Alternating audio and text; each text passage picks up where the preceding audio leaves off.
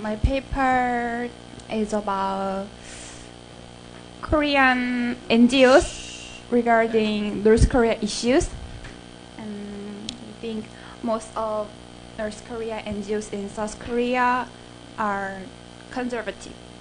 Right. Oh, by the way, let's pay attention because don't forget in your final project summary, you need to what? You need to tell me what you learned from at least 5 students. Yes. 3. That was the midterm. Okay. I have higher expectations. Okay. 4. If you've been taking notes, you should be able to. All I want is at least 3 sentences per student. Okay. And I want it in your own words. Don't just copy and paste from Han Yang. Okay. So like summaries, summaries always like at least 3 sentences in your own words, right? So I want at least 3 sentences telling me what you learned from Miss Chong. Okay? Alright, so teach them. Okay, so historically NGOs that, NGOs that are interested in North Korea are very conservative, right? Okay, go on. So in South Korea, North Korea's human rights issues are main agenda of conservative parties. Okay. So in the National Assembly, the lawmakers wanted to pass the Act of the North Korea human rights, and conservative NGOs are very active, and recently they caused problems because they send balloons that criticize the North Korean government. Okay. So the reason why these conservative NGOs are active is because in South Korea the atmosphere of anti-communism is very strong. So left-sided or progressive party were reluctant to be active in North Korea issues. That's fine. So anyway, so Miss Jung is just saying a interesting background to in Korean politics, which is that historically, these usually liberals, progressives who are interested in human rights, but Korea is kind of like an opposite, okay? Because it tends to be conservatives who tends to focus on human rights issues in North Korea. And she's saying, well, the reason is if you look at the historical background, the conservatives, the military governments were very anti-conservative, so their liberal opponents became more pro-North Korea. Okay? Is that your main claim? What's your main claim? I think the progressive party or organization should participate in the North Korea human rights issues more actively. Okay. So Ms. Jung is making this is a normative claim, right? A normative claim is they should. Okay? So she's saying that progressives should become more involved in human rights issues instead of thinking it in terms of like liberal versus conservative. Okay. Do you see that trend happening these days? 좀 바뀌는 것 같아? Not yet. Not yet? Okay. Does anyone know about politics, Korean politics? Okay. Well, especially those who grew up in Korea, right? And then for those who grew up in Korea, do you think that right now the liberal parties in India, right? Do you think they're becoming more interested in human rights issues in North Korea, or not really? More interested or not really? More interested? Why?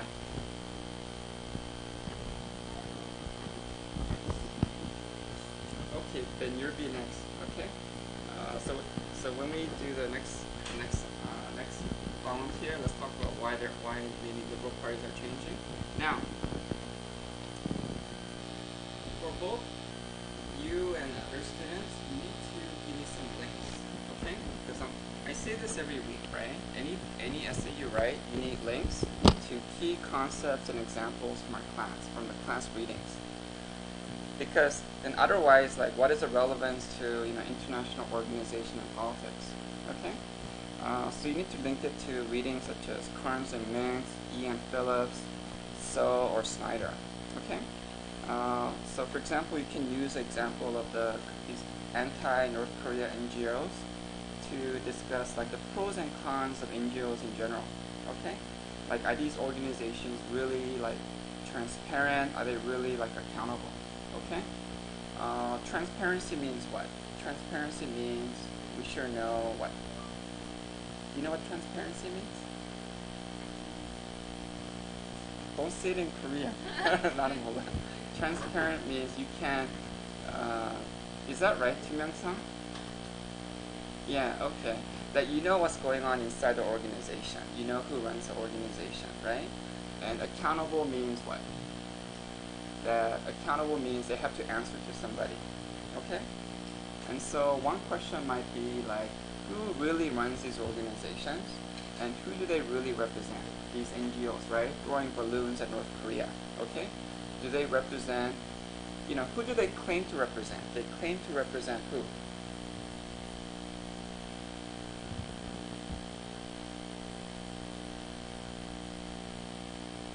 누구 대표라고 말하는 거야? 그 사람들이.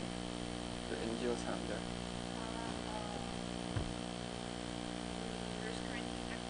Right. Okay. So you can say that maybe they claim that they represent the North Korean defectors, or maybe all of North Korea, the North Korean victims, the people who are suffering, right? But you can challenge that. You can ask, do they really represent the views of the most North Korean defectors, or is it just a small minority? And also, do they represent the views of the North Korean victims? Okay. Or maybe not. Okay. And second is that do we really know like how they're actually spending the money? Okay. Or is there some corruption? Anyway, you can make any links you want. Okay. But try to make at least one link per class. Okay. And also I mentioned that another link is that like Ian Phillips and also Sarah So talks about this kind of. Remember we talked about this kind of Manichaean nationalism? What does Manichaean mean? It's a hard word. Okay? Manichaean means like a black and white. Okay? So what does that mean?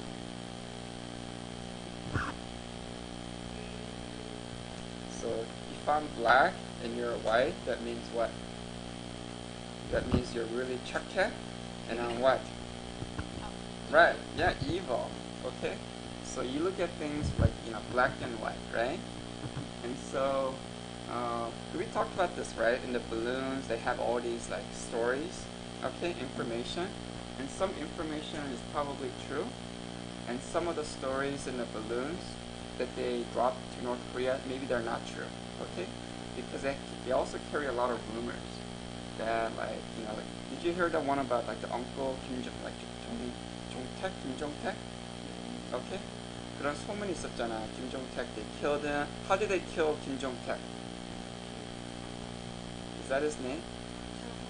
Okay, Jang Song-taek. Okay. So what was the rumor, the story that he was killed not just by shooting, but he was what? No, it was like, I think it was what? Yeah, he was like fed to the dogs. Okay? So there were all these rumors, right? It was fed to the dogs, and also Kim Jong-un, he also executed all his like ex-girlfriends. Okay? So what? Yeah, and then some of the girls came back, right? And so the point is, but if you believe that like they're so evil, then you believe every story that you hear, okay? Without really being critical, without really checking to see if the facts are right, okay? And so we saw this with like Korea, Japan, okay? And we also see this with North Korea, South Korea. And we see this in other contexts too, like whether it's like Israel, Palestine, where you always like your side thinks you're good, other side is evil, and you believe every bad story that you hear about the other side, okay? Without actually testing it, to see if it's really true. You understand? Right. So if there's a North Korean defector who says, I heard that Chung Song Tek was fed to the dogs, or I heard that, yeah, like what Ricardo said, right? That, when I was 15, I was sent to Comfort Women's Station, and then the guard, he shot my friend, and the guard, the Japanese told us to eat the friend, right? Well, that's what he said. Okay. Wait, who went to, so you believe all these stories. Okay, by the way, who was in your group? Emily. Anybody? Were you? Okay. Okay.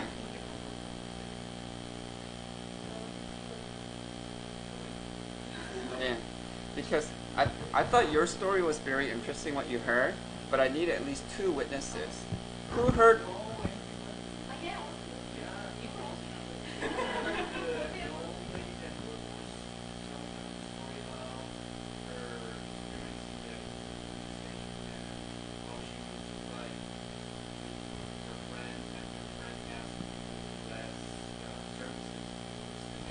Okay, can you come up?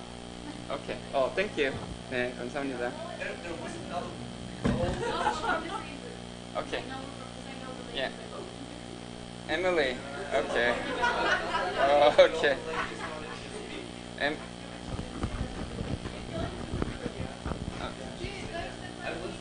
Yeah.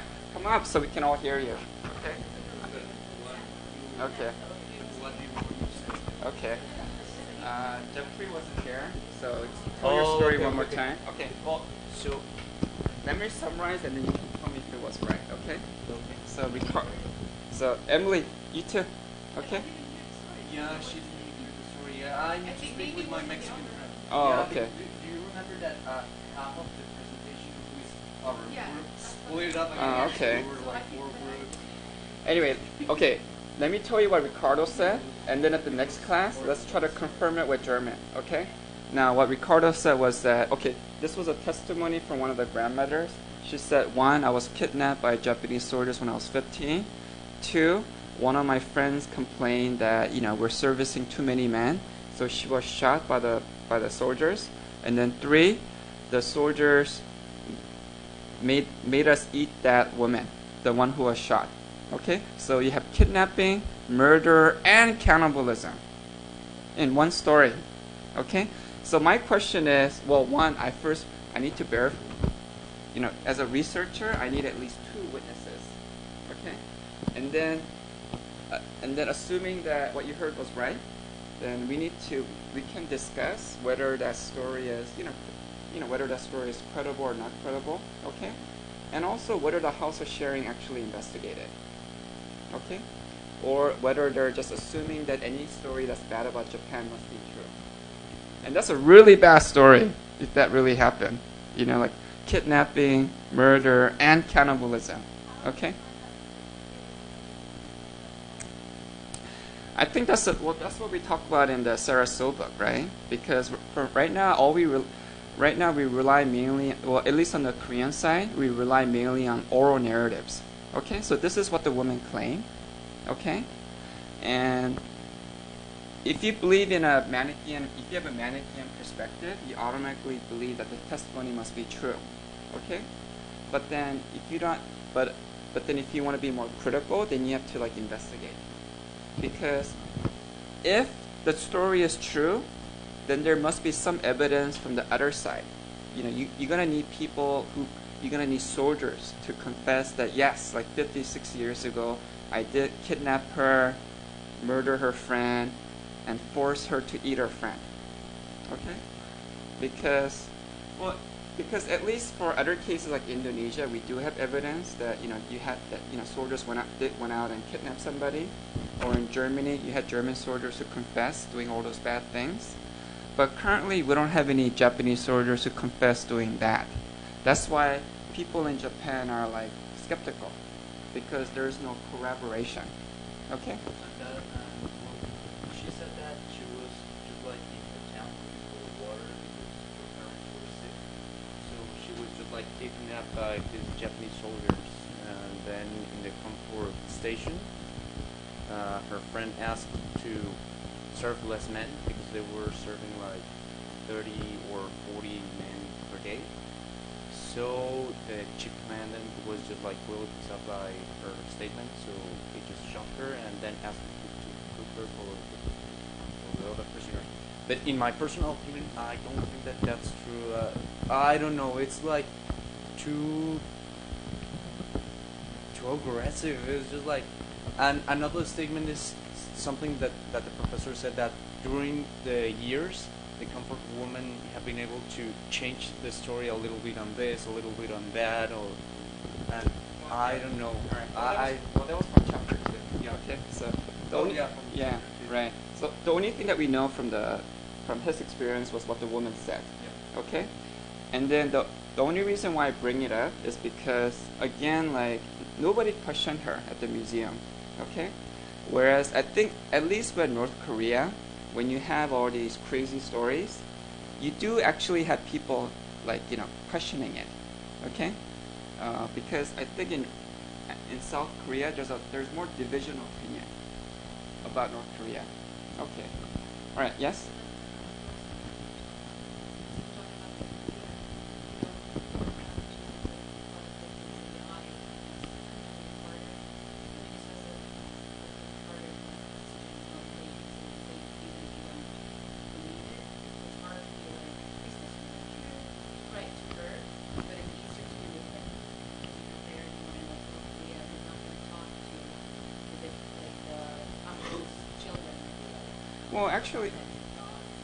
Well, actually, but then, like, good investigators, that's what we do all the time. So, for example, like Asahi Shimbun, right?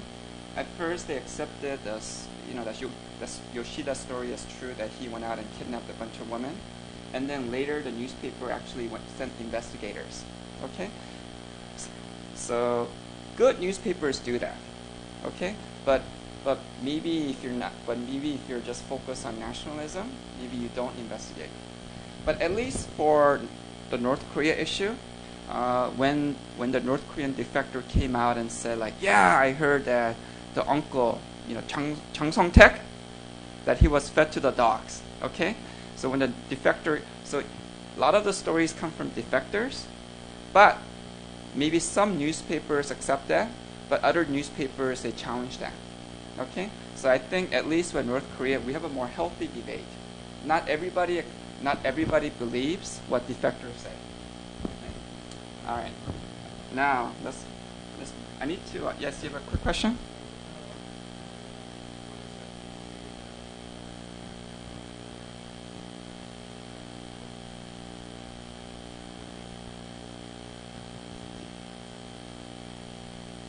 Maybe. Okay.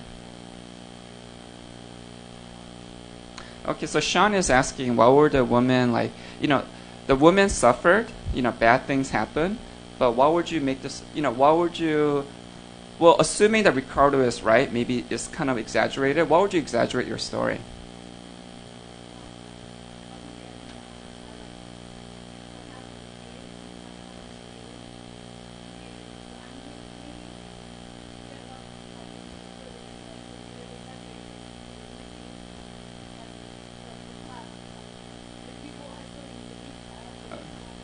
Okay. So Jaspreet is saying, like, it makes to make the other side look even worse. Can you come up? Okay. So anybody can talk, just grab the mic. Okay. I thought you already said something about, like, how they would be, how do you say that?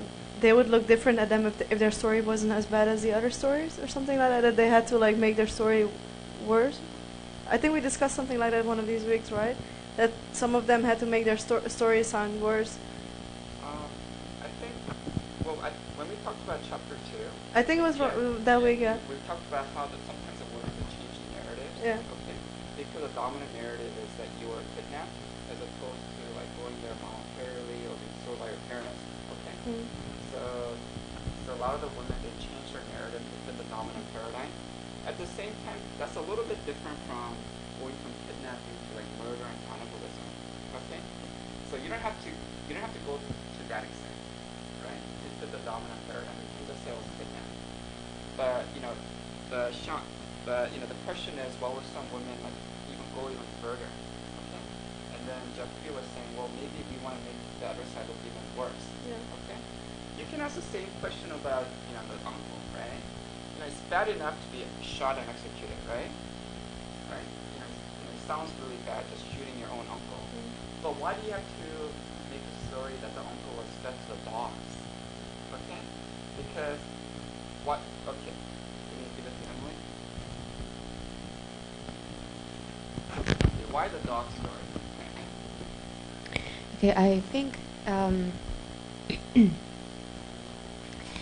I think that is not about the thing that you have to say, that the things that are enough to say. But if we assume, just let's assume for a moment that what they said was right, and the thing is that this is part, if that's part of their memory, and it's filled with a lot of their like personal like feelings and emotions, yes, then for them it's so painful. But on the other hand, when they decide to talk about this openly to other people, then they will talk about they will just, I think, tell everything. I mean, they might tell everything, and it's not just to shock or to make them worse. I mean, That's you know, fine. in their eyes. I mean, Sure. I see this because when, I mean, many bad things happened during like Second World War and in Polish history. We have very sad history, and whenever I hear some grandmothers and grandfathers like saying things about the history in Poland, they also talk about very bad things. Sometimes when you hear, you feel like, why do they tell you those things? I mean, in such details. But this is just because they saw that everything, and it's, even though such a long time passed, they still have everything in their memory. It's like in front of their eyes, so they can, I think they can tell everything in details, and they just, if they tell the truth, I mean. That's a good point. We actually talked about this, I think, a couple of weeks ago. We have competing theories why this story might happen, right? The first theory is that, you know, women tell these stories because it's true, okay? That maybe, you know, maybe kidnapping, murder, cannibalism did happen, or maybe the uncle was sent to the dogs, okay? So the first theory is true, okay? And then Emily's saying that, well, maybe they're saying it now because it's kind of like a trauma, okay? Like, and then you're finally sharing this trauma, whether it's North Korean defectors or the woman, okay? That's theory number one. And theory number two is what Dupree or maybe like Ross is saying, that maybe the story is not true, but then people tell these stories because, you know, they want to make the other side look bad, okay? Anyway, so whenever you have competing theories, what do you need to do as a scholar? You need to you need to go out and research, investigate, okay? But sometimes it's hard to do. This is what we learned in the last couple of chapters of Sarasova, because if you investigate and ask questions, people might get what? Yeah, sometimes people get angry, okay? And then also, like Sarasova, since she wrote her book, she's never been back to the house of sharing. You know, basically she's kicked out, okay? And so, because sometimes, like, I'm not saying all staff members, but maybe some staff members in the house of sharing, maybe they're more focused on, like, just, you know, what is right, as opposed to what actually happened. So for them, like, you know, are you on our side or the bad side? Okay? You know what? Right, she was very objective, but then she questioned the narrative. Can you see? I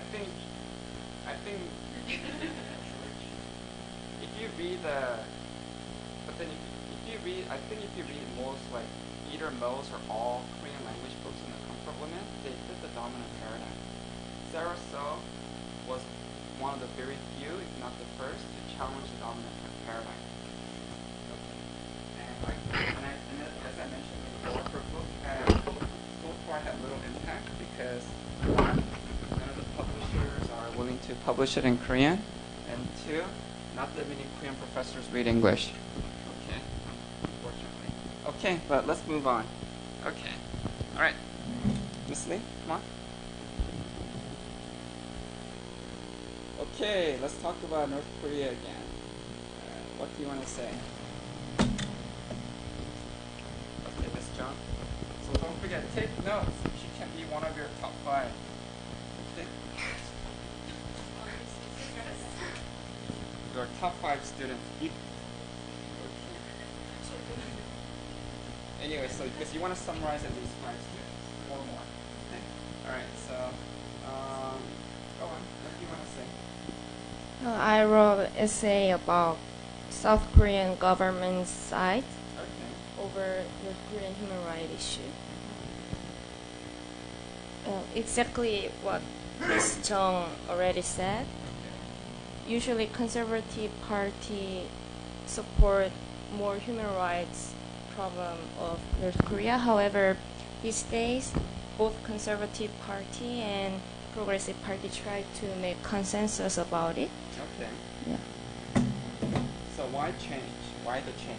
Because few weeks ago, the UN made the resolution about North Korean human rights issue that Kim Jong-un, the dictator of North Korea, should come out to the ICJ and get punished about their human rights abusement problem. And after then, North Korea really harshly criticized the UN's resolution. Okay. But you also want to talk about this kind of historical change, right? Because maybe like 10, 20 years ago, okay, the left, like the Minjudang Party, were not so focused on human rights. They're more focused on what? When they talk about North Korea, they're always talking about security. No, the left, Left? right? The Minjudang, okay, the radicals, like student demo people, right? They're always when they talk about North Korea, the main theme is Unification. right unification, 통일. Okay, there's a song, right? What's that song? Yeah. Didn't you sing that when you were a student? Okay. Do you still sing that? Oh, okay. Times have changed. But I remember like when I was a student, and even when I was visiting at Yonsei, I was studying at Yonsei in 1994, like in Nepal. Okay. Yeah, I remember like we always had these big student demonstrations, and then we always sing like na na na na na like 통일, right? So they're not that interested in like democracy or human rights. They're more focused on like nationalism. That we're one nation, we need to be unified. The only thing that's preventing us from being unified is Chundu-wan, okay? The bald guy, the evil bald guy, okay? The dictator, right? So that was a dominant discourse. And they said that anybody who's talking about human rights, they're just stopping us from unifying, okay? So they're anti-nationalists. So you had a very strong left-wing nationalism, right?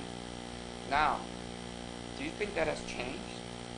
There is less Yeah. concern. Okay, explain. Because at that time, like Chun Doo-hwan's government, even South Korean government could not guarantee their All human own rights. human rights. Okay. So they really not care about human rights problems.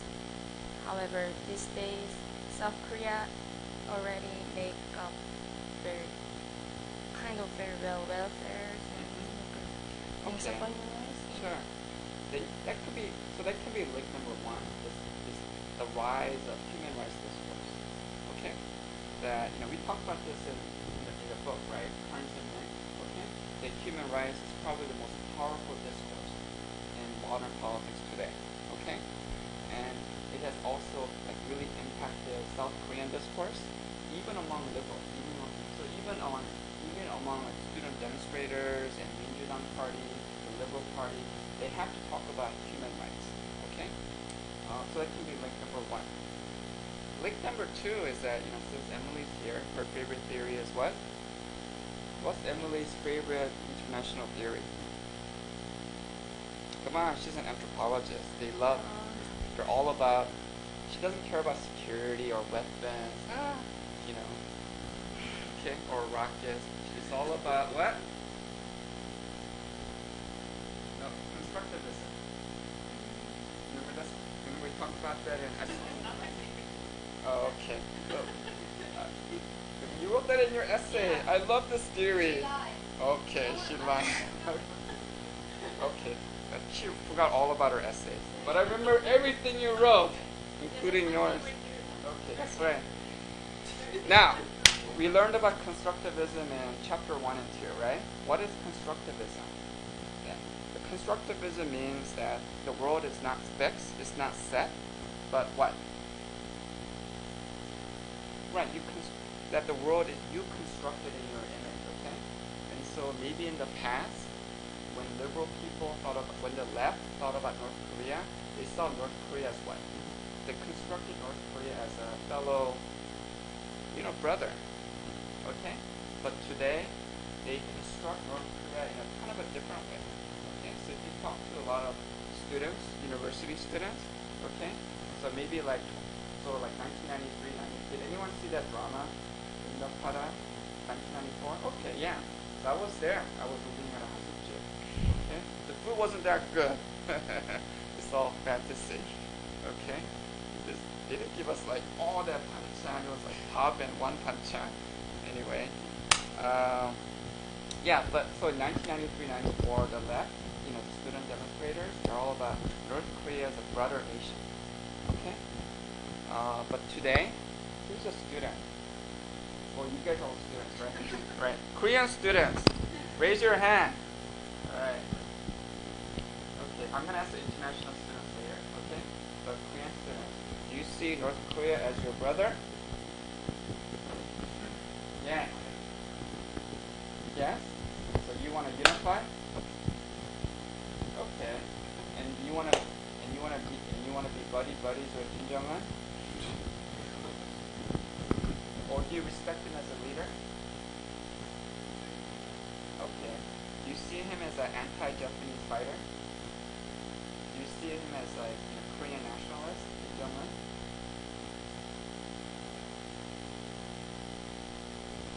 No? Okay. So in some ways that has changed, okay? So like in 1993, a lot of people thought that North Korea was a pure Korea. They were anti-Western, anti-American. They were like the pure nationalism, okay? Yes?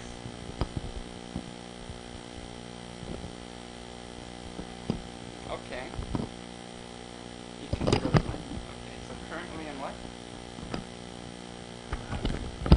Young students in Korea. Uh-huh. You know what? So we can see you. Okay. What do Korean students think?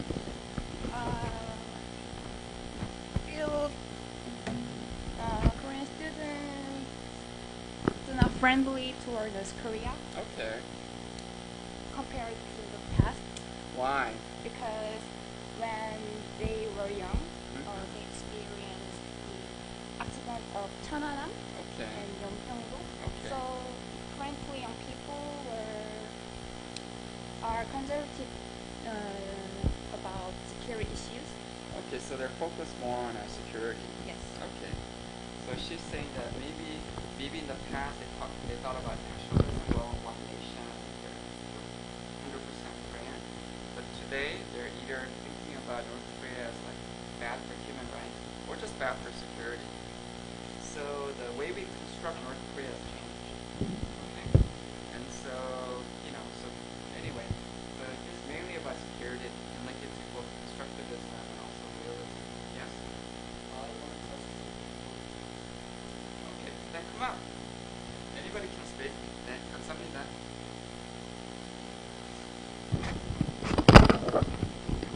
All right, what do you want to say?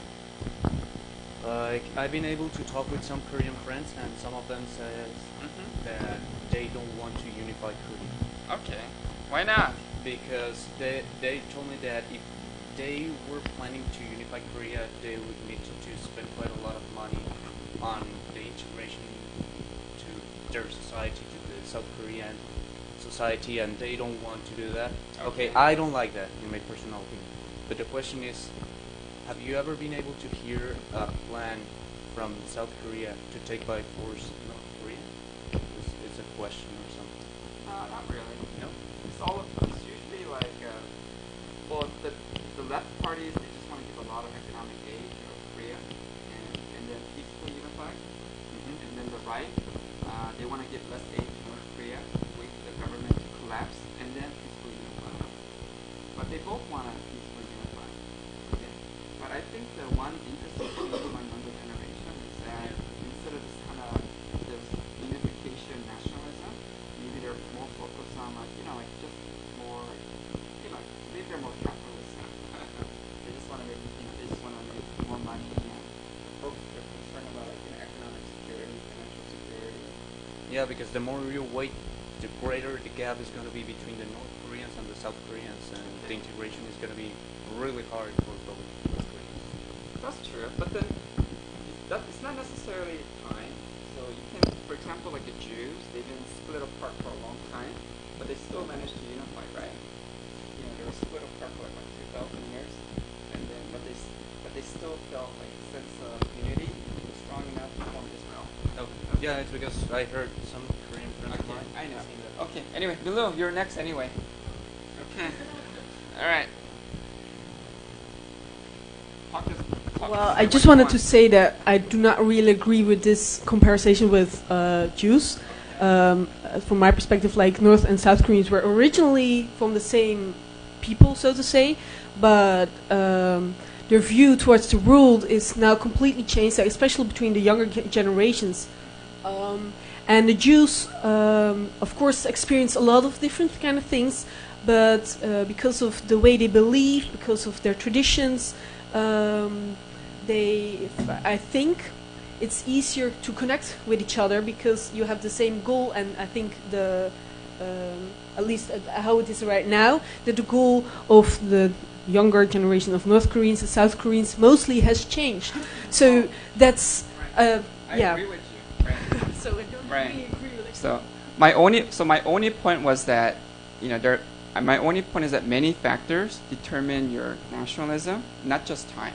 Okay, so don't just assume that nationalism will go down, after a period of time, because it goes up and down, and then my extreme example was Jews.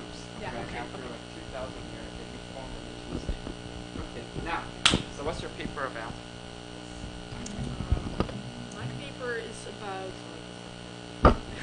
My paper is about effectiveness of NGOs in North Korea.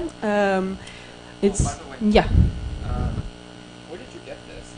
Had not made any of you. Oh yes, that's if you go to my references. So you're saying that some North Is this one? I've got it from the Korea Times. So you're saying that some North Korean workers in Europe and North America were affected by Ebola? Yeah. Oh, okay. I need to double check the article. Okay, yeah. Yeah, that might be an idea. Because right now, I don't think any South Korean has been infected with Ebola, right? No, but like workers like from people that lives in North Korea, but it can be foreigners as well, right? So these are these are North Koreans who went overseas. No. No. No, I don't think so. It's like foreigners that have been abroad, because that was not my main point of the article, so I did not talk about it morally. But it was like all foreigners that are in North Korea, they want to put them in quarantine. Like they always do that with if there's some kind of disease. But so fine. even if you did not went abroad, it's like you're an American or whatever you come from. So we put you away from all the North Koreans because we're afraid of the virus. That's It's fine. like then that. this is a grammatical. Then get rid of it. Oh, okay. So some of it's okay. Because when you say is, I thought that means that North Korea's workers. Okay, yeah, no, that's Right. not what I meant. Just workers, other countries' workers. Okay. Now I'm clear. Thank you. Okay. Now let's go to your main. Great.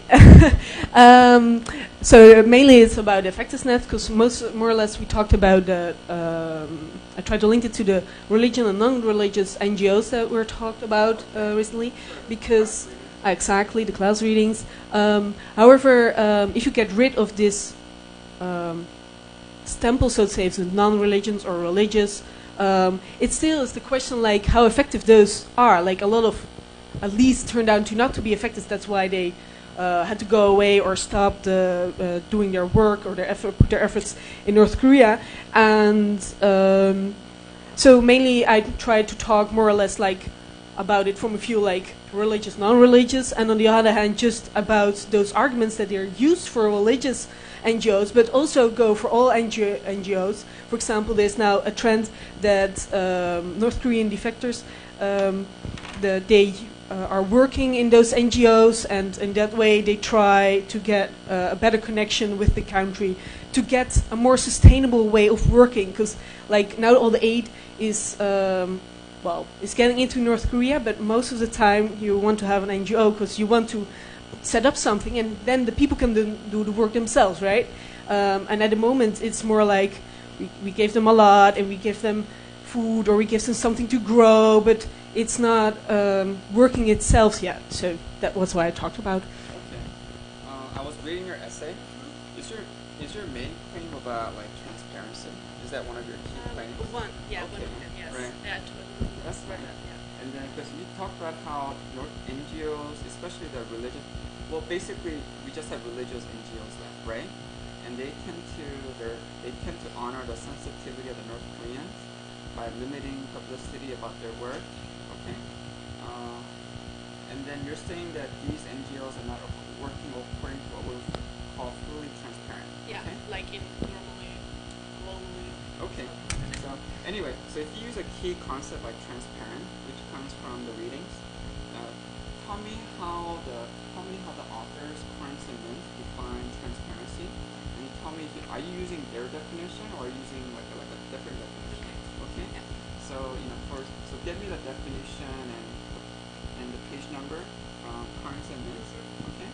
And then because usually when the Krantz and Mint talk about transparency, they're usually talking about the internal transparency, right? Yeah. Like the finances, who's actually running the organization. And so whereas you're talking more about the North Korean, like the relationship with North Koreans. Yeah. Okay. So that's a little bit more external. Yeah. Yeah. Okay? True. So maybe that's not exactly what Krantz and Mint is talking about. No. And then so are you saying that so they may be transparent in their internal operations, but they may be more not talking about things like what?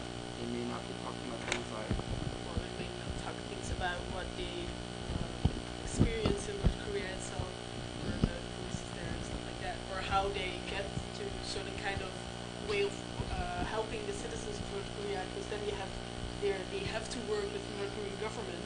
So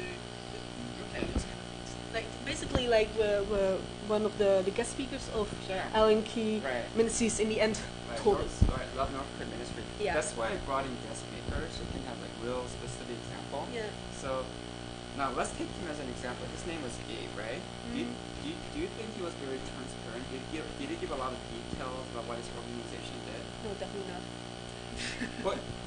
He was speaking for an hour. Okay. Oh yeah, but he was like he tried to the amount that he could talk about it. He was quite transparent, but it's only the layer. Okay. It's not about where it's actually about. So what was he able to talk about? What was he not able to talk about? He was able to talk about things like what? Like like how they the efforts itself to get it, like the path to reach the point that they got to, and the point that all the dots they can do, but the lines they cannot like explain. So some of the lines, because yes, some of the lines. He did say that we went in there, we built a relationship with North Korean officials. Yeah, but it's like that's not transparent. Like building a relationship can be like in lots of ways. It's like then it comes to how do you say that? Interpretation and not about the truth. Okay. So that's why I will explain the transparency better. That might be right. I guess I'm just pushing it because I guess from their perspective, I thought that he was trying to give as many details and answer all the student questions. Yeah, but it's not about efforts that he made, of course. Yes.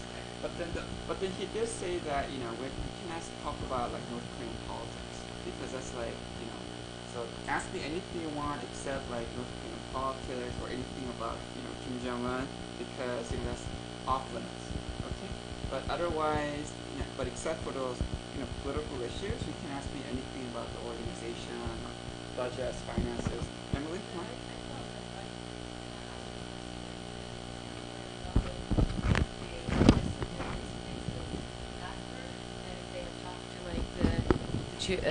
The guides and stuff, after that, because I would wanted to know if something happened to them. Maybe it didn't, but from what I've heard and read before is that if you do something, you will probably not be punished, but like your guide will be.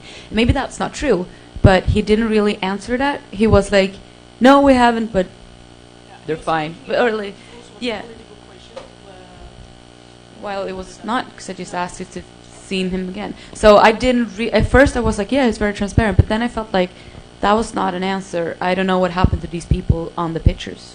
Maybe they're dead. Maybe they're super fine, but I don't know. He did not say like, "Oh, I just don't know." He did not do that. He did not say something. Yeah, that's also transparent. Or maybe they're just like, lack of follow-up, and that's partly because of resources. So usually, But you can also say that, right? But that's a separate issue because transparency means you really like kind of hide what actually happens inside the organization. But then follow-up it just means that I only have 5 people, I only have 5 staff members. We don't have time to like check up on anything that happens. But if we had more resources, we could hire more staff and actually do like follow-up reports. No, exactly. That's the point. Okay. He could have said that, then I would. Yeah. Understand. Okay. But do you think that's because of it's a small NGO, or do you think it's because he was in North Korea? I don't know. Okay. All right. Yeah, that's why I didn't know that. I have to. Anyway, so if you're curious, email him. Okay. Ask him all these questions and say like, can you answer or will you not? Okay. So yeah. So you can email him tonight. Okay. And then any answer you get, you can make that part of your final essay. Okay. That sounds good. Sure. There was one of your notes that, oh yeah, we do not talk about quotes. What did you mean by that? I did not talk in advance, I was talking about quotes. Oh, okay. No, it's just that, implicit just means that, Link seems to be very transparent about its finances and operations, but they have an implicit understanding. Implicit means everybody understands that we don't talk about,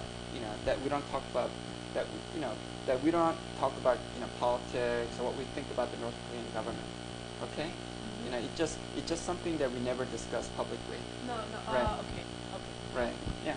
That's it. Okay. Great. Thank you. All right. Yay. All the papers. Oh, and also, okay. We have one more, but did you get my link about what happened to Pust? Anybody? Okay. It's kind of a mini scandal. Yeah. Okay. I told you, right? Like you had this teacher who kind of went underground, right? She pretended. So there's this Korean American woman named Kim Sugi, okay? And then she pretended to be a Christian teacher. So she got a job at PUS for about maybe for about a year or so. And then she took all these secret notes. And then after after she came back to the United States, she wrote a book detailing everything that happened. Okay? And she gave all these interviews with like different newspapers. And then so obviously the educators are kind of angry because they're kind of in trouble with the North Korean government now. Because one of her claims was that, they claim to be educators, but they're really what? No, the teachers. They're really motivated by Christ. They're Christians. Okay, so they're like secret Christian missionaries. Okay. And then maybe not in the short run, but in the long run, they want to bring North Korea to Christ. Okay? And then, any comments or questions? Yes.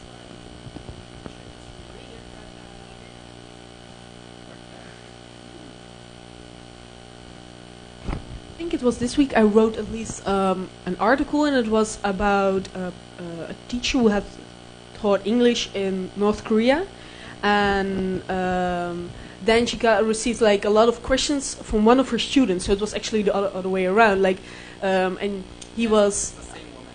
Yeah, I thought so. Like, he was basically asking, "Oh, how is that going in America? You know, so you have to tell me, like, how you doing it." So basically, she all had to avoid like the political things and don't bring them up with ideas.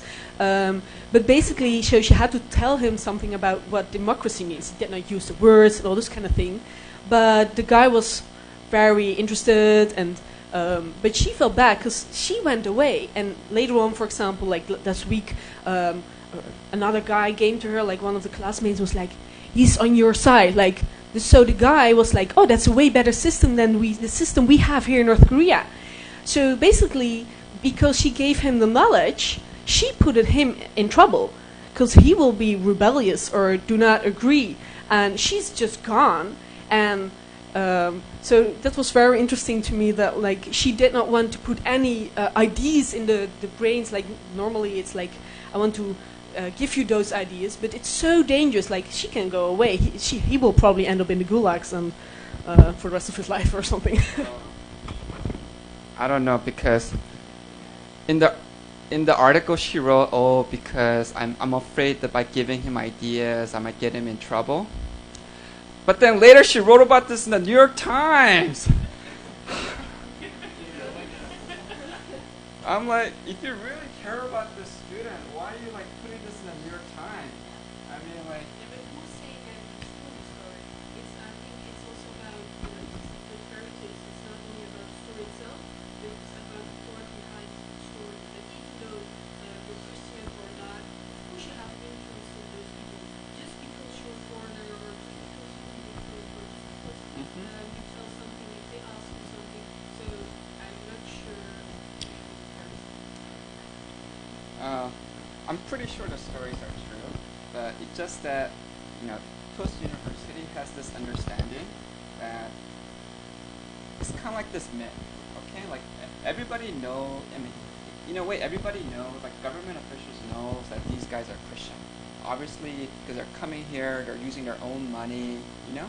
They're not doing this to make money, okay? So obviously they know they have Christian motivations, but the understanding is that we're not going to talk about religion, we're not going to talk about politics, we're just here to learn English and science. So it can help us develop better bombs, okay? You know, in English, okay? So that's the understanding. But now you had this, you know, Kim Soo-gi, who's like demolishing the stereotype, I mean, demolishing this understanding by saying like, yeah, we're talking about politics and all the teachers are, you know, they're Christian missionaries. And it's kind of like, but then now you're putting the people in danger, like the student and also the teachers, because, you know, obviously, like now you're gonna have people in government who's gonna be very suspicious of anybody who works there, anybody who studies there. Yes, Emily?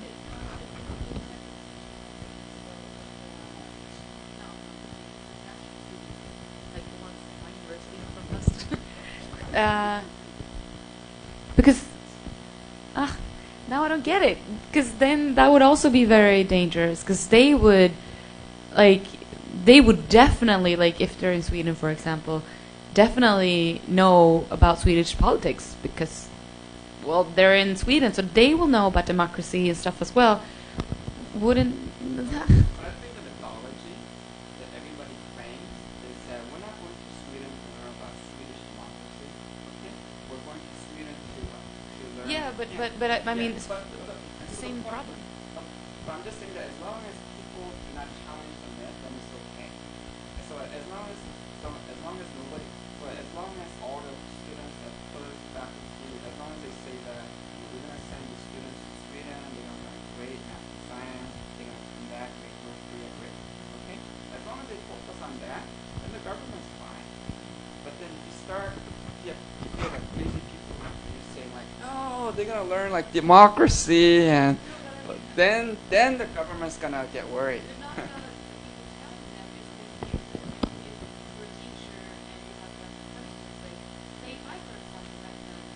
I know, but just do it under the table. I'm sure, like, you know, that YouTube video, that New Zealand person, I'm sure she had many like private conversations on sensitive issues, but you know, as you notice, she never mentioned that on YouTube.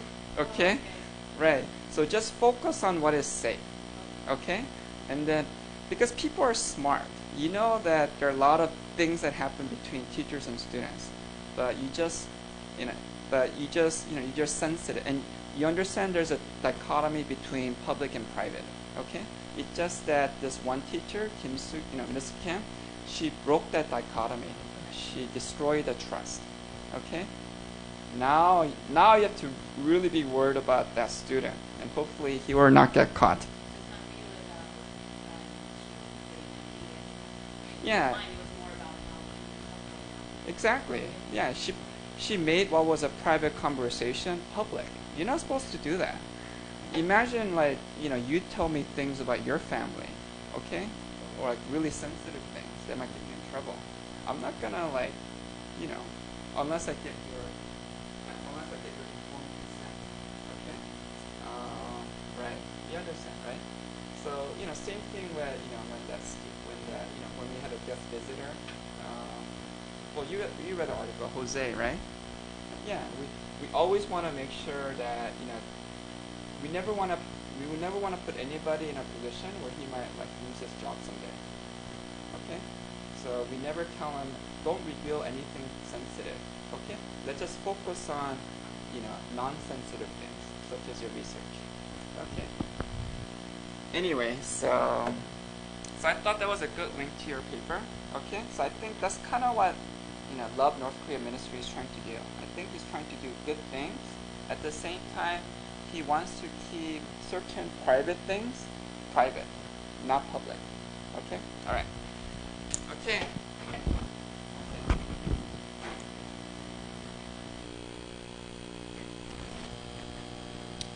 Okay, the last paper was from Sky. Okay. What did you want to say? Okay, sure. So my paper was basically about the current state of North Korea and the international sanctions that is imposed on North Korea by the US, for example, enables NGOs to fulfill their jobs or do their jobs easier in North Korea or not. So NGOs, like I've described in my paper, and as you can read in the readings, well, like they have been active since the 1990s, and like during the Korean War, like North Koreans, like they lost a lot of lives, like people. Yeah. My main claim was because of a temporary ceasefire which was signed by China, the U.S. By representing the United Nations. They signed like a temporary ceasefire instead of like a permanent peace treaty. So this North Korea takes this as a sign that they can still have nuclear tests or whatever and be active on their military. Exactly. But since they're doing that, the U.S. have been put up international sanctions against North Korea, which makes it harder for North Korea basically to be, which makes it harder for North Korea domestically and internationally. So your solution is what? My solution is there should be some sort of permanent peace treaty between, I think in this case then, North and South Korea and the U.S. Right. If not, then the U.S. will still have international sanctions on North Korea, which just makes it hard for North Korea to, like, for example, have like the basic, like I described in my article, the basic necessities like food, seeds, political freedom. Yeah. So you see here the empirical claim and a normative claim. Empirical claim is X equals Y, right? So the X is that, the Y is how come we have this bad situation? North Korea, human rights violations, etc. And he's saying, well, the reason X is because North Korea is still in a state of war. There's no peace treaty. Okay? That's my empirical claim. My normative claim is that we need a peace treaty. If you get a peace treaty, it's going to solve these problems. Okay? Now, again, I always told you, you need to what? You need to, link to the class, okay? And also address some counterexamples, okay? So if you want to link to the class, you can link to theories like what? Concepts like, security, North Korea feels very insecure, right? Yeah. So we call that what? They're always like competing with other states. Yeah, realism. The realist competition, right? The realism theory says states are always fighting, competing with each other. Okay, so North Korea sees the world like that. Okay. Well, if you see the world like that, maybe that's also okay. So we can break that, that realist competition by signing this peace treaty. Yeah. Okay. Now, what's the strongest counter-argument? The counter-argument is that, well, even if you sign the peace treaty,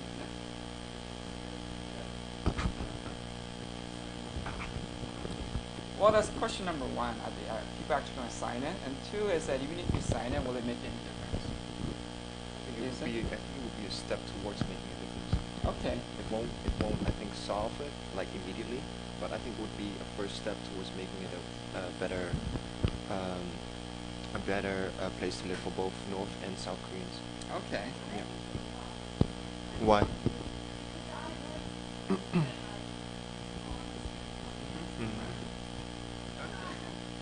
Keep on talking.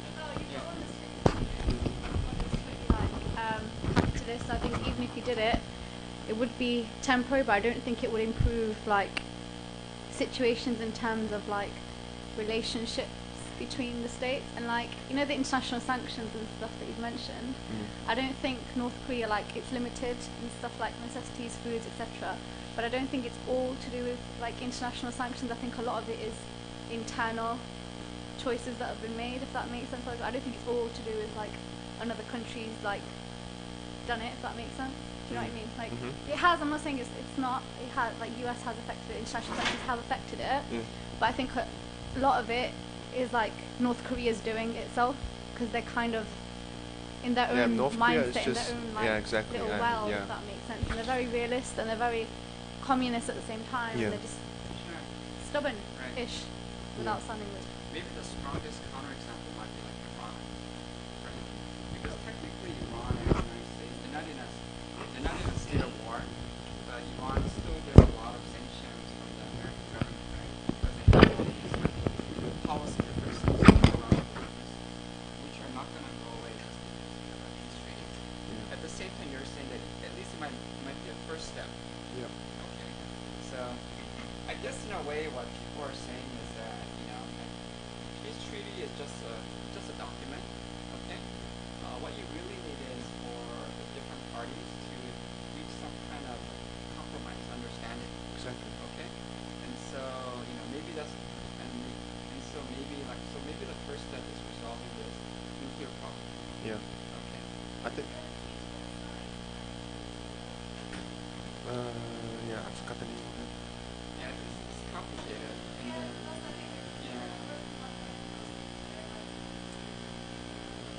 yeah, but they're saying like the Americans, they didn't really help to do their end either. Anyway, so the point is that we need to form like an agreement that can be verified, that both sides can trust. Yeah. Okay.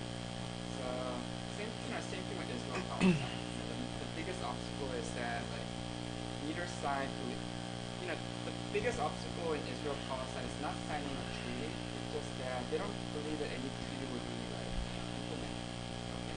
They say anything the Palestinians sign is not going to work. Okay. Because and so this is like the same problem, this kind of level of trust. Okay.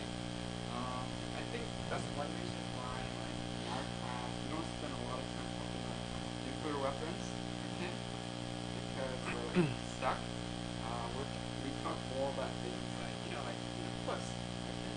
Because in that area I'm actually seeing a lot of change.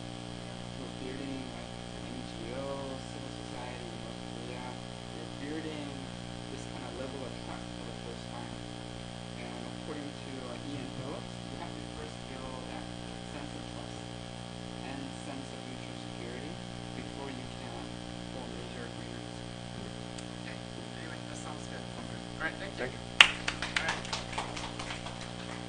I think that was all the papers. Okay. Don't do it all at the last minute. Okay. All right. Yes. Got all these papers like after midnight. Okay. All right. Oh, but I make an exception for you. Okay. All right. William, like we just have like 15 minutes left. So, did anyone bring papers? Okay. Then let's go ahead and break up into small groups. I think Sky brought papers, so we can read and discuss. Before we do so, okay, this is our last reading week. Yay! No more readings. No more weekly summaries. So next week, what's the next thing you have to do for me? Nice. Your final project. Okay. So you need to write your essay, your summary of 5 students, plus your evaluation. Okay? And then it's due on December 15th. I'm giving you 15, Monday. Okay? So I'm giving, what day is it today? Good. So I'm giving you 10 days to do it. You want more days or less days?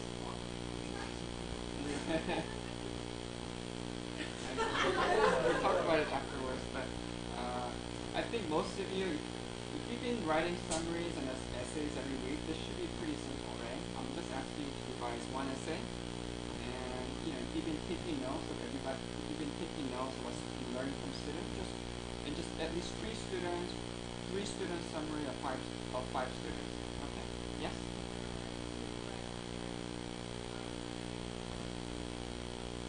You want to write another one? Yeah, sure. You can write as many essays as you want. Okay? But I want you to revise. But for the final project, I want you to revise at least one. I just want to see at least one good essay. Okay? Who was my volunteer for next Tuesday? Yeah, who volunteered already? No, who signed up? Who was the original volunteer? Oh, you volunteered, right? Okay, so you're the original volunteer. Okay? Alright. So the original volunteer I'm gonna critique. So if you have time, do the entire final project. Okay? Give me like essay, summary. Well, if you're not, either by Tuesday or Friday, alright, then can I get a volunteer on Tuesday to write everything? Yeah? Or at least as much as you can. That way I can share with the whole class. Like this is a summary and then evaluation. But when you do evaluation, let's do fake names. Everything needs to be synced up. Yes. Okay. So at least give me like your essay and summary. Okay? And then I want to go over on the screen to show us a good summary, what's not a good summary. Good summary, bad summary. Okay? What's a bad summary of students? A bad summary means what? All you did was, yes, do not copy and paste. Okay? A good summary is, yes, at least 3 sentences. What you learned from this. Yes? Yeah, sure. Right. I just don't copy and paste. Okay? So in your own words, at least 3 sentences.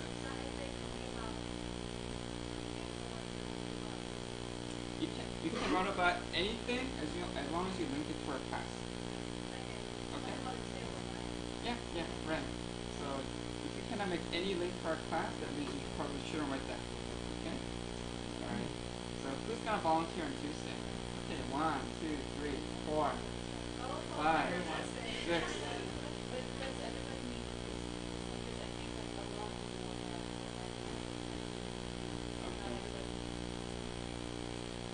Well, whoever emails me first, I'll give you first come, first serve.